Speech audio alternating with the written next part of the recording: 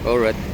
Hindi ako sure kung kailan ako huling pumunta dito, pero siguro nasa mga isang mga 2 buwan, 3 buwan huli ako pumunta dito. I think March yata ng Kadayawan. I mean araw ng Davao. So kailan ba yun? March 16. So ibig sabihin dated today is July, no? So first week of July. So ibig sabihin naka ano na ako, no? So 3 buwan mahigit. Pag mag-apat na buwan di ako nakabalik dito sa pinaka-portion na to dito sa Davao City. So ito yung itsura pala, no? Ganda. Ibig sabihin na bagong view. And so dati kasi yan lang, Rojas Net na market. Itong Rojas Avenue dito na portion. Ngayon wala kayong makikita ano dyan, mga tulda, mga natitindang mga pagkain. Kasi nga ulan kanina sobrang lakas. So hindi sila nakapag-install ng kailang mga paninda, kailang mga pwesto. Kaya ano siya ngayon, maalwan, spacious, ganyan. So ito yung ano dito, portion kung saan matatagpuan ang Aldibingco Center, pasalubong center dito sa Davao City. Kumbaga balikan natin yung mga time na hindi pa ito dinimolish. Wala pang pandemic, for example. So pre-pandemic, no? Pre-COVID. So ito ay Aldibingco pasalubong center. So dito makakabili ng mga damit, t-shirt, lahat-lahat ng mga patik-patik, malong, ganyan, mga alahas, jewelries na gawang Mindanao. So signature ng mga tao sa Mindanao or Mindanao culture. So pasalubong papuntang Luzon and Visayas. Ito yun, Aldibingco.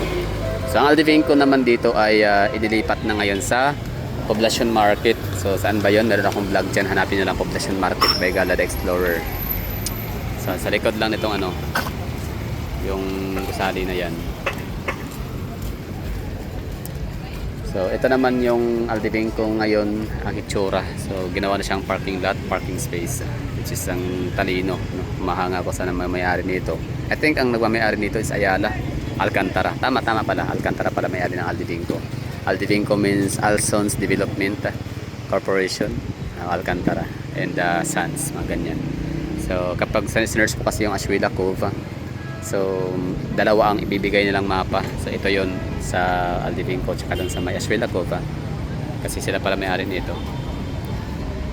So ngayon parking space na siya, no? So napakatalinong desisyon kasi nga imbes na gumastos sila ng bilyon para sa isang establishment structure para lang maging ano, para kumita sila. So ang ginawang parking space na lang. Ayun lang, open space, open field, ganyan. Tapos pwede pa nila itong ano, paupahan sa mga event, no? For example, may mga magko-concert, pwede rin, di ba, no? Pwede yun.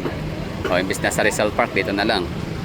So sino bang mga pwedeng uupa dito for event, no? Mga event na mga concert, for example, yung mga Tanduay, mga San Miguel, mga ganyan, mga alak. Sila yung madalas na nag-rent ng mga parking space. Usually naging Sokin, La SM, tsaka Victoria Plaza. Pwede na to dito. So ito ay update lang, kumbaga para sa mga kagaya kung hindi nakakapunta. Taga Davao City pa rin naman. Oo. Hindi naman napunta ng ibang lupalop ng mundo, pero para na kami naging stranger sa lugar namin. Sobrang lawak kasi ng Davao City. Ganyan, isipin nyo ha, mga nanonood dyan na hindi taga Davao City. Ganyan kalawak ang Davao City. To the point na kahit taga Davao ka, hindi mo alam kung ano nangyayari. hindi mo agad-agad mapupuntahan yung mga lugar-lugar. So ako nga, ito downtown area na to dito ha. Pero dahil nga sa meron tayong pinagkakaabalahan, no? Mga magdadalawang taon na rin. So kung napapansin nyo, medyo madalang yung ano natin, yung upload dito sa Davao City downtown area. Kasi nga busy. So ito, ganyan kalawak ang ano ha. Yan, ito yung parang proof kung bakit, no? Kung gaano kalaki ang Davao City in terms of land area. So mismong kami mga taga Davao, hindi kami agad-agad nakakapag pamasyal, or hindi kami agad nakapunta sa mga lugar. Lalo na ngayon ang Davao City ay meron na kami kanya-kanyang palengke, meron kami kanyang mga eskwelahan, kanya-kanyang mga hospitals, clinics, mga ganyan. May kanya-kanyang mga public market, may kanya-kanyang mga mga night markets, mga ganyan, no? May mga food parks. For example, Batida Playa, meron silang food parks malapit sa may barangay hall nila. Meron ding food parks or mga yun nga, mga kainan, mga night market sa may Katalunan, meron sa Kalinan, Toril, meron din Papahuliba, Buhangin, meron din sila syempre. Meron din sa Mailanang, sa Asa, mga ganyan, no? Panakan. So ibig sabihin nun, hindi na kami talaga yung kagaya dati na lahat ng mga event, no, pag mamamasyal, gagala, tatambay sa park, kailangan pa namin pumunta ng syudad dito, dito sa downtown, Pinaka City proper. Pero ngayon hindi na. Pag taga-Kalinan ka, taga-Mintal, hindi mo na kailangan dumayo pa ng Davao City para lang makapagpahinga, makapag-relax sa mga public and open parks. Hindi mo na kailangan pumunta ng Davao City para mag-shopping. mag-mall kasi meron na silang shopping mall, no?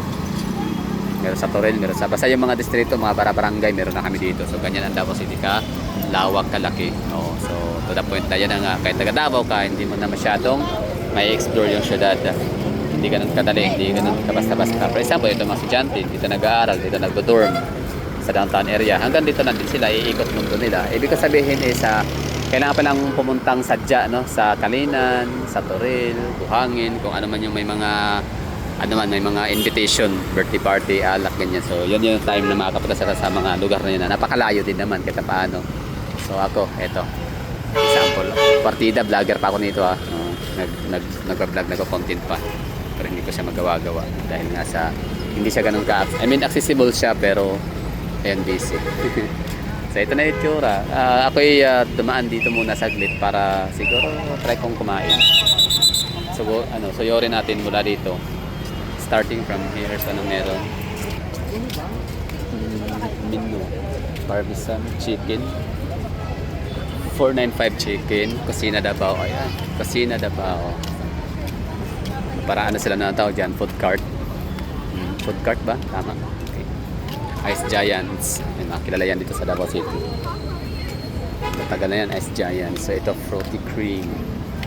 Lemon avocado. Mas maganda pa to dito, para doon sa loob ng para sa akin na to, mas maganda dito sa gilid kaysa doon sa loob ng Roasite Market. Kasi mas spacious, mas malawak. Walang pick up coffee, no? Food park.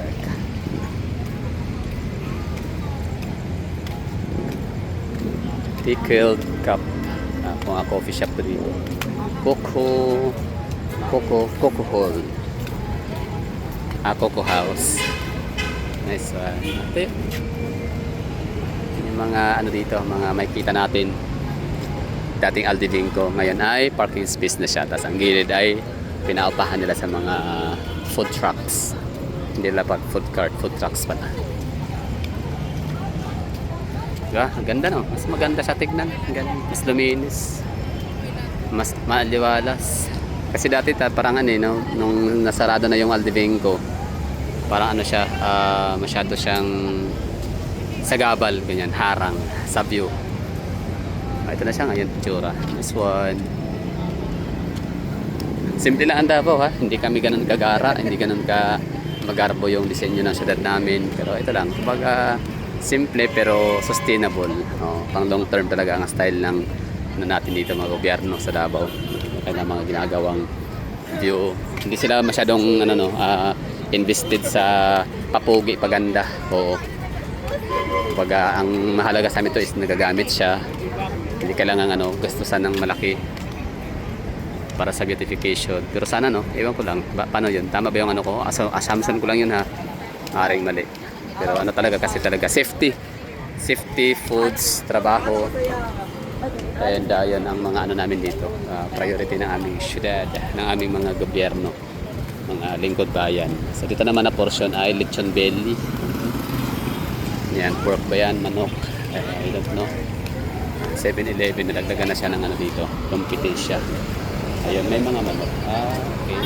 Lechon belly, baboy. Siyempre may belly ba ang manok? Sorry naman. Albay Chicken House. Okay, chicken pa dito.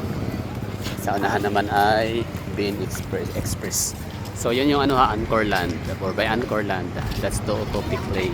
Pickling Tooto by Angkor Land. Laking gusali, no? Siya na ba ang pinakamalaking dito? Gusali, building structure sa area.